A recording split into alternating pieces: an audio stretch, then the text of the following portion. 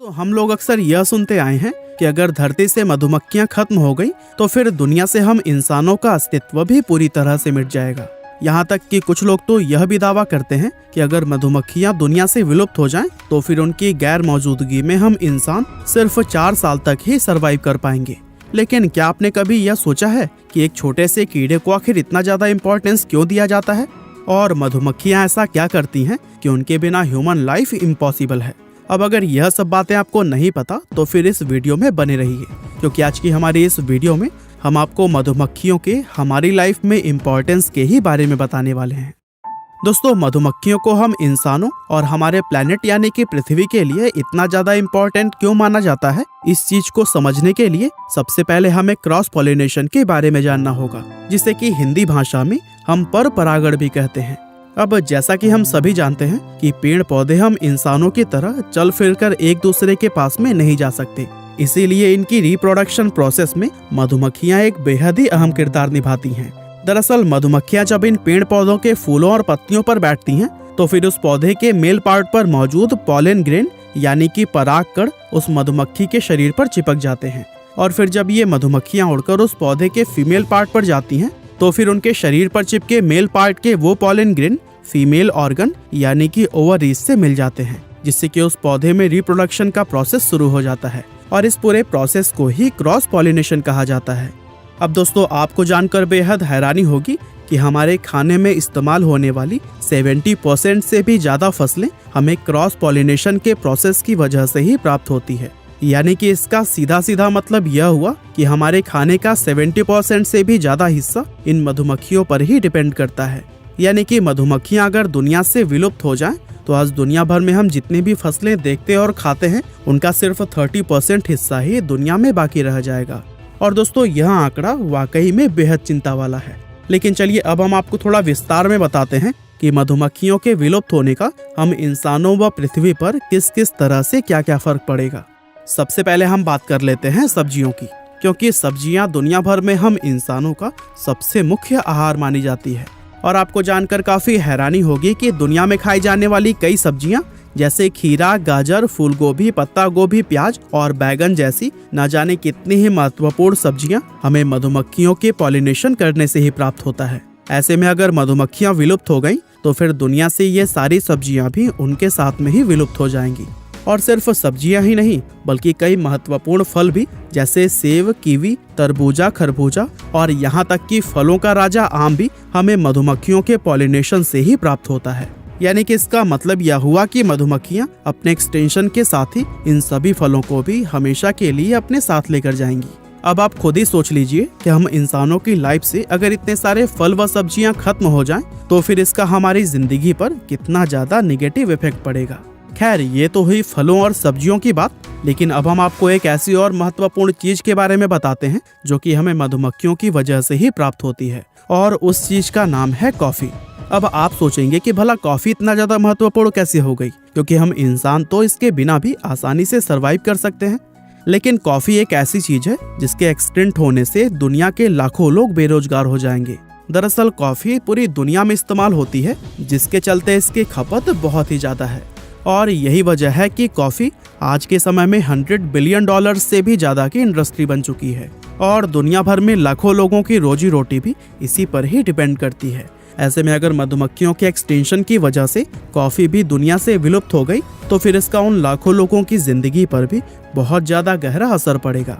वैसे कॉफी के अलावा भी दुनिया में खाए जाने वाले कई तरह के ड्राई फ्रूट्स व नट्स जैसे काजू और बादाम भी हम लोगों को मधुमक्खियों के पॉलिनेशन से ही प्राप्त होते हैं, और जो कि हम इंसानों को कई तरह के महत्वपूर्ण न्यूट्रिशंस जैसे फाइबर, प्रोटीन और विटामिन आदि ड्राई फ्रूट से ही प्राप्त होते हैं। ऐसे में अगर उन मधुमक्खियों के विलुप्त होने से ये सभी ड्राई फ्रूट्स भी दुनिया से एक्सटिंक्ट यानी कि विलुप्त हो गए तो फिर यकीनन इसका भी हमारी जिंदगी पर काफी गहरा असर पड़ेगा।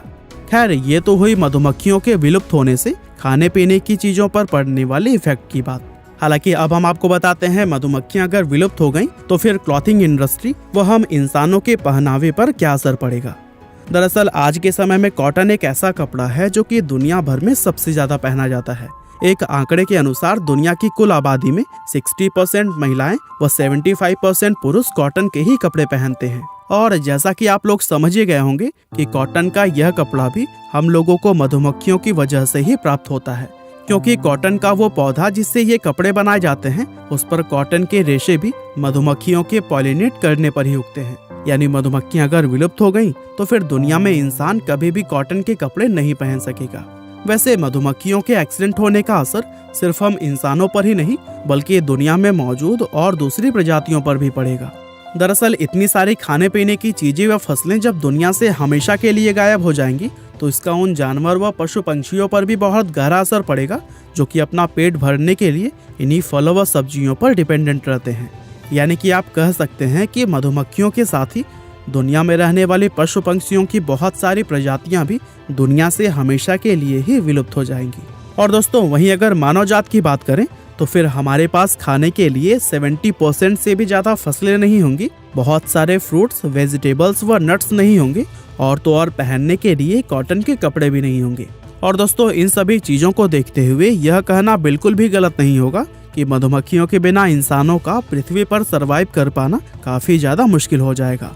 और दोस्तों इस बात का सीधा सीधा मतलब यह निकल कर आता है कि अगर हम इंसानों को पृथ्वी पर अपना अस्तित्व सुरक्षित रखना है तो इसके लिए हम सभी लोगों को मिलकर मधुमक्खियों को विलुप्त होने से बचाना ही होगा।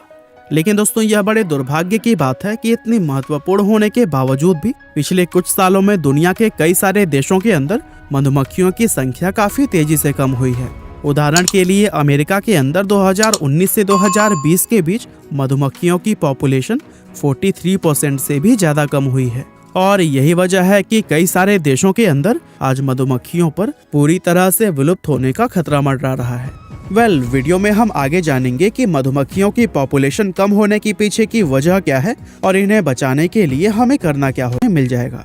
बहरहाल चलिए हम यह जानते हैं कि मधुमक्खियों की पॉपुलेशन कम होने के पीछे की वजह क्या है। अब एक्सपर्ट्स की माने तो मधुमक्खियों की पॉपुलेशन कम होने के 3 मुख्य कारण होते हैं, जिसमें कि सबसे पहला कारण है पेस्टिसाइड्स यानी कि कीटनाशकों का इस्तेमाल। दरअसल हम लोग अपनी फसलों को बचाने के लिए उस पर अलग अलग कीटनाशकों का छिड़काव करते हैं और इन कीटनाशकों के अंदर नियोनिकोटिन नाम का एक पदार्थ होता है जो कि मधुमक्खियों के लिए सबसे ज्यादा घातक सिद्ध होता है। दरअसल जब मधुमक्खियां इस पदार्थ के संपर्क में आती हैं तो इसका उनके दिमाग पर इतना गहरा असर पड़ता है कि वो अपने घर का ही रास्ता भूल जाती हैं और इसी के चलते उनकी मौत हो जाती है। तो दोस्तों अगर हम लोग अपनी फसलों पर इन कीटनाशकों की जगह ऑर्गेनिक पदार्थों का इस्तेमाल करने लगे तो इससे मधुमक्खियों की घटती हुई पॉपुलेशन को काफी हद तक रोका जा सकता है। इसके अलावा मधुमक्खियों की पॉपुलेशन घटने का दूसरा अहम रीजन वेरोवा माइट नाम के इस पैरासाइट को माना जाता है, जिसे कि देसी भाषा में हम लोग घुन भी कहते हैं।